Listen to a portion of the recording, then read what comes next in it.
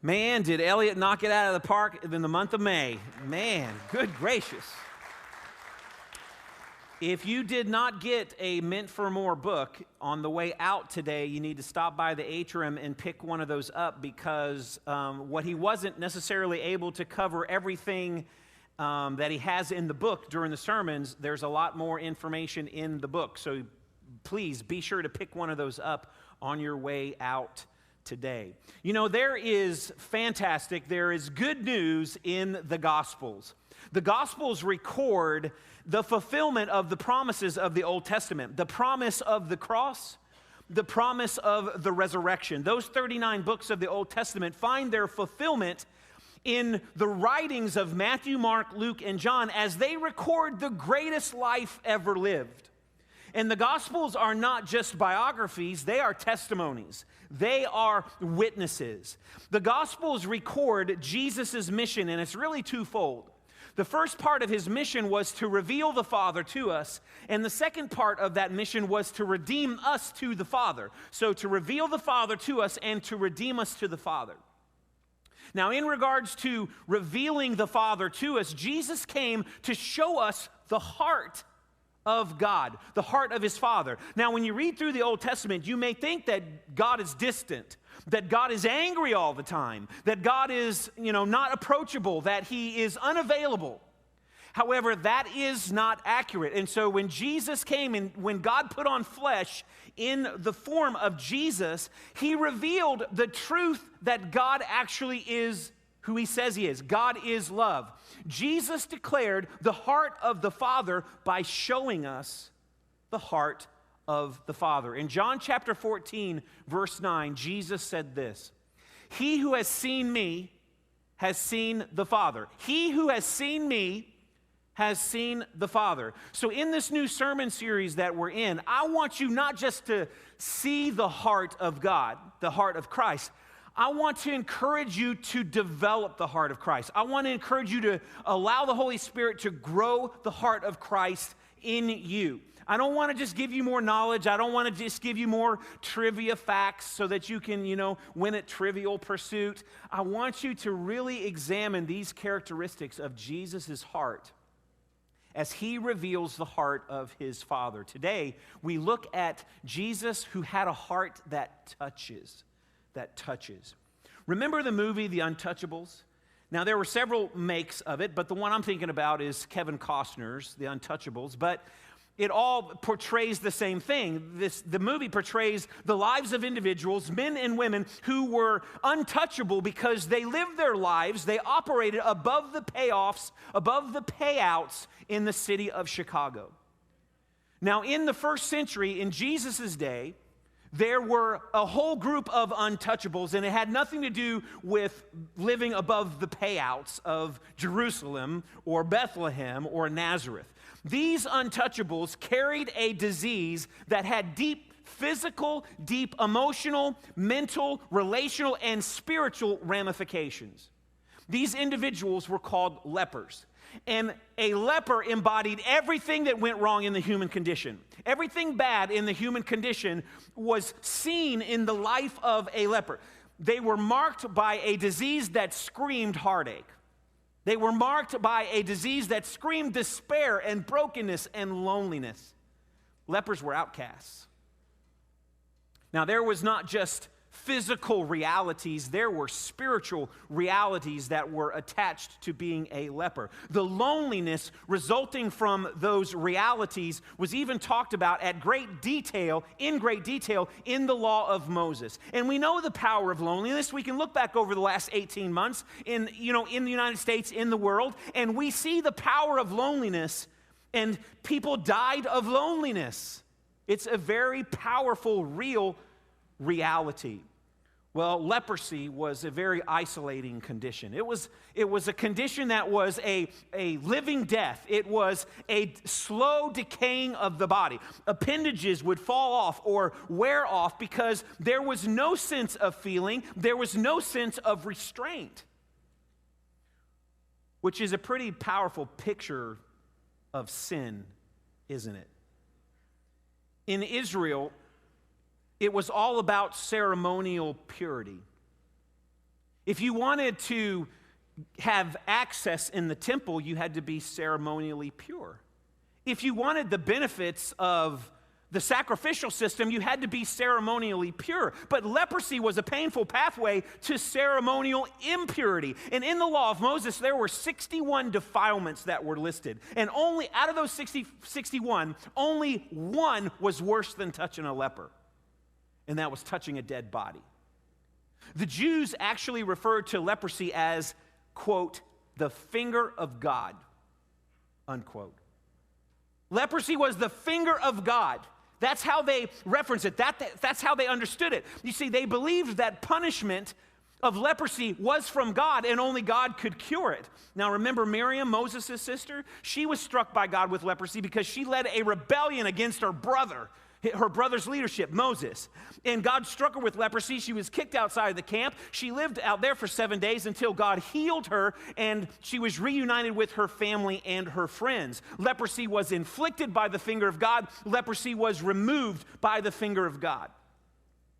Now, when we have symptoms of illness, where do we go to? Whose advice do we seek? Whose help do we seek? Now, if you're not stubborn like me, you would go to a doctor, okay? But I tend to be stubborn. For the last 3 weeks, I've been fighting this cough. It's an allergy cough, but Susie's been after me. You need to go to the doctor. You need to go to I know what they're going to say. It's an allergy cough, okay? It's not COVID. I've been vaccinated. I'm not in the 5%. It's an allergy cough. I know I don't need to go to the doctor, but I want you not to follow my pattern. I want you to do as I say, not as I do in this situation. If you have trouble, if you have an illness, go to a doctor. Okay, I'm going to Dr. Tedrick. He's got it under control. But what's interesting is because of the spiritual implications of leprosy, the Israelites were not instructed to go to a doctor. They were instructed to go to a priest. And the priest would diagnose the problem. And if it was leprosy, everything was taken away. A person with leprosy would lose access to their job. They would lose their access to their family. They would lose their place in the synagogue. They would lose their access to the community. You talk about a quarantine, they were quarantined. And a leper's diagnosis was exacerbated emotionally and mentally and relationally and spiritually because everywhere they went, if there were ceremonially clean people around, they had to yell, unclean, unclean, everywhere they went. You talk about humiliation. That would have been, I would have liked to have been able to crawl in a hole somewhere had I had leprosy, but if you had to crawl out of that hole, you had to announce it to everybody that you were leprous. And in addition to that, the leprous person had to face this walking death sentence all by themselves. It was awful. Leprosy created a whole different type, a whole different group of untouchables. But Jesus encountered one particular leper who was in desperation. There was a desperate moment in this leper's life. We read about this in Mark chapter 1. We'll start with verse 40. A man with leprosy came to him and begged him on his knees, "If you are willing, you can make me clean." Now, Jesus had just finished the Sermon on the Mount. He had come down from the mountainside, and the crowd followed. This leper was probably not a part of the crowd, but he was waiting for Jesus to come down that mountain, and with a desperate heart, he finds Jesus. He's covered with leprosy. Now, when you harmonize the gospel accounts together, you will discover that this leper is in the middle of this crowd. So he is openly violating the law of Moses, apparently, just being in this crowd. But his misery drove him to Jesus. When has your misery driven you to Jesus?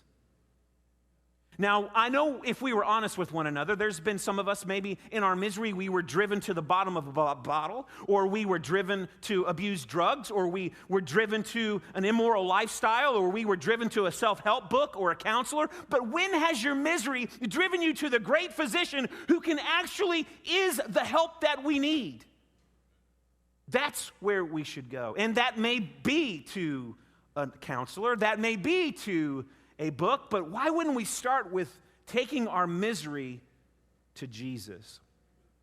You see, this leper, even though it's very early in Jesus' ministry, he has faith in Jesus. He must have heard the amazing stories. I mean, about this wonder worker, about this miracle worker, about this Nazarene that's just doing amazing things, that's removing demons and healing the blind and restoring sight, and the deaf and the dumb are able to hear and to speak. I mean, he must have heard. And so he lays himself, he falls before Jesus, and he begs Jesus. Now, if I were to demonstrate what that probably looked like, you probably would get a little uncomfortable.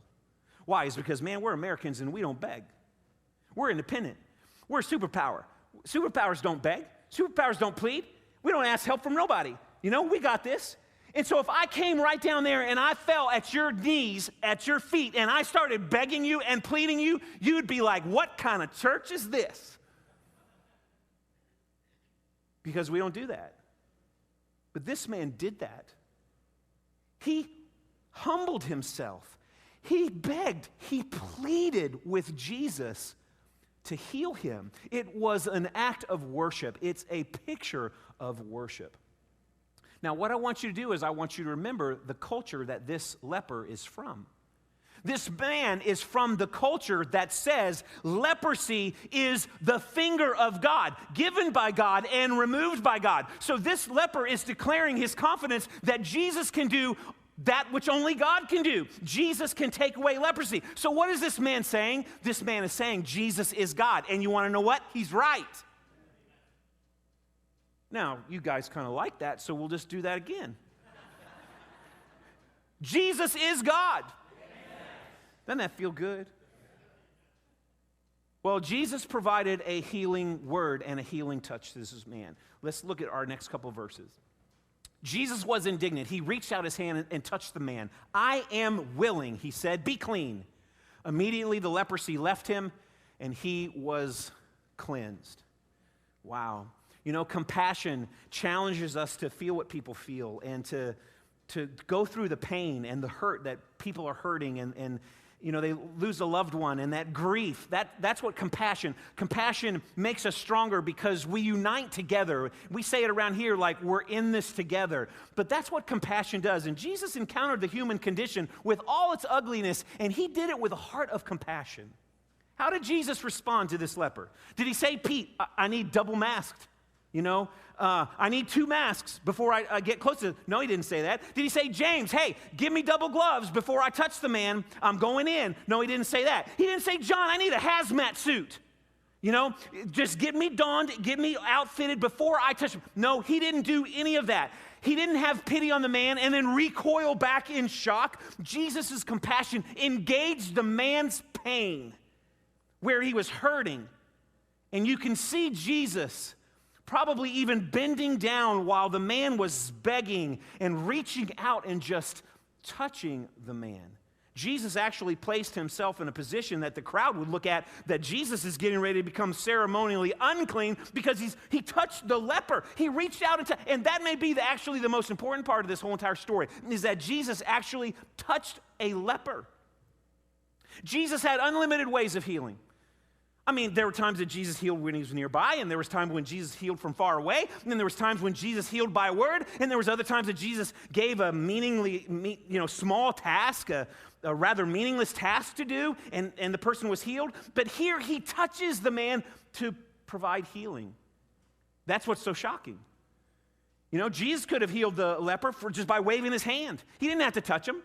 Or he could have done it the way Elisha did with Naaman. Hey, listen, I know the Jordan River's kind of dirty, but I want you to go down there and I want you to dip 7 times. And when you come out on the 7th time, man, your skin's going to be just like that of a brand new baby. It's just going to be wonderful. He could have healed him like that, but he didn't. You see, Jesus does something unnecessary to the healing of the man's leprosy, but something that was absolutely necessary to heal the man's heart. He touched him. He didn't have to. How long? How long? How long had it been since this man had someone touch him? How long has it been since he's been able to be home to kiss his wife or hug his kids? How many years had it been? How long before someone just gave that human-to-human touch? Not only was leprosy a physical death sentence of walking around, it was emotionally dehumanizing. And the healing of this man's leprosy was almost secondary to Jesus, to healing his heart. What was unnecessary to the man's physical well-being was absolutely necessary to heal the man's emotional and spiritual well-being. He was no longer almost a person. He was a person. Jesus, that touch was an invitation to the leper to come back to the human race. Jesus spoke to the man, and immediately the leprosy was gone. The man was healed not by Jesus' touch, but by Jesus' word, which followed after the touch. The ceremonially unclean man was restored by Jesus, and he is the sinless one. He is the only one who is ceremonially pure. I mean, he is the picture of ceremonial pureness, is Jesus. Jesus' words would have provided relief from the leprosy, but his touch provided relief from the leper's loneliness. Jesus provided so much more than what the man even originally came and asked for. He gave this leper what he truly needed, a restored place back at humanity's table. But like real stories in life, not everything works out like it's supposed to. This leper actually demonstrates a lost opportunity. Listen to these verses. Jesus sent him away at once with a strong warning. See that you don't tell this to anyone, but go show yourself to the priest and offer the sacrifices that Moses commanded for you for your cleansing as a testimony to them. Instead, he went out and began to talk freely, spreading the news. As a result, Jesus could no longer enter a town openly, but stayed outside in lonely places, yet the people still came to him from everywhere. Jesus gave a very strong command, which this former leper did not obey. Jesus told him, don't tell anybody.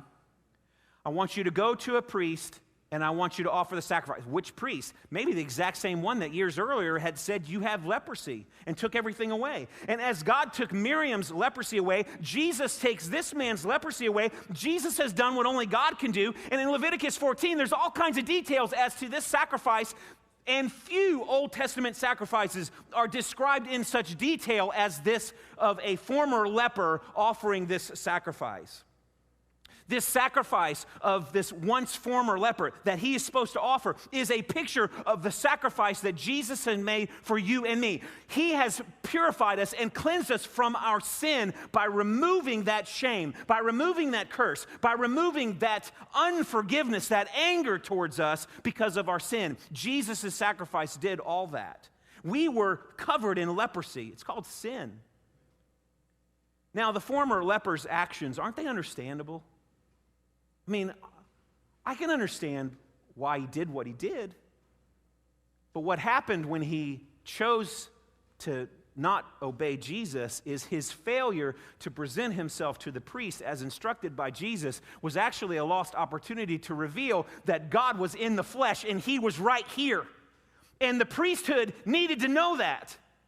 And so it shows a lost opportunity. Now, there's a life lesson in this for all of us. There's a reversal of position, so to speak. You see, Jesus told the leper, don't tell anyone, and he told everyone. And you and I are told to tell everyone, to go out into all the world, but so often we tell no one. What's wrong with us? We have the miracle worker. He's purified us. He's cleansed us. He's given us eternal life. He's given us hope. He's given us love. He's given us our family. He's healed us. He's helped us, and we tell no one. What is wrong with us? We have permission. We've been commanded. We've been commissioned. Go into all the world and be the light, be the salt. Let it out. That's who we are called to be. The former leper's actions caused Jesus to trade places with the leper. You see, the leper is welcomed back into community, and Jesus has to seek the solitude of the wilderness. But a day of rescue was upon the people, and it was captured in the heart of an untouchable who had been touched by the heart that touches. And if we're going to grow a heart like Jesus, we're going to need to touch others in the same context. So what's our step of faith? Because we're all about faith steps here at the Cove. I want to encourage you this week to touch someone. Now listen, I don't expect to get a call from the jail trying to bail you out because you did not listen to the context.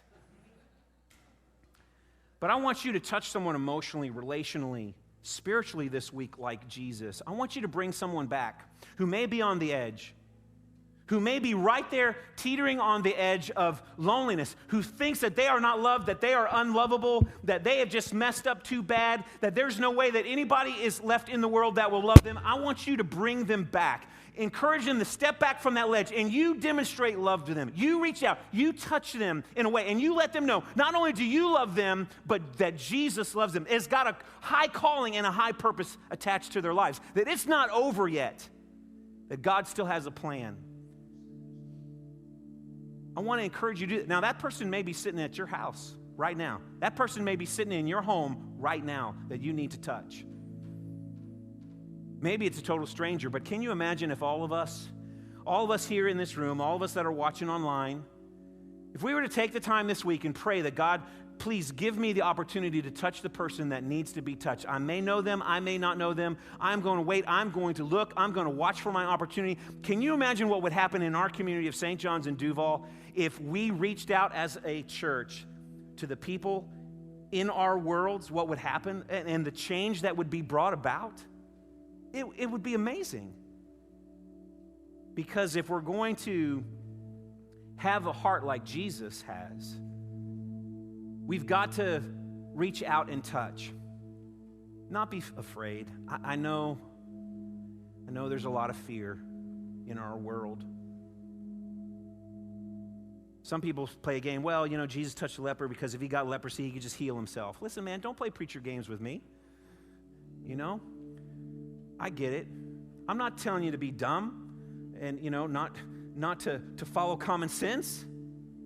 I'm just encouraging you to step out a little bit. Maybe it's an encouraging word. Maybe it's a arm on the shoulder. Maybe it's a letter or an email, phone call. Maybe it's, doesn't matter anymore. All is forgiven. Welcome home. Maybe it's one of those. Won't you do that this week for the glory of God? Someone's waiting to be touched.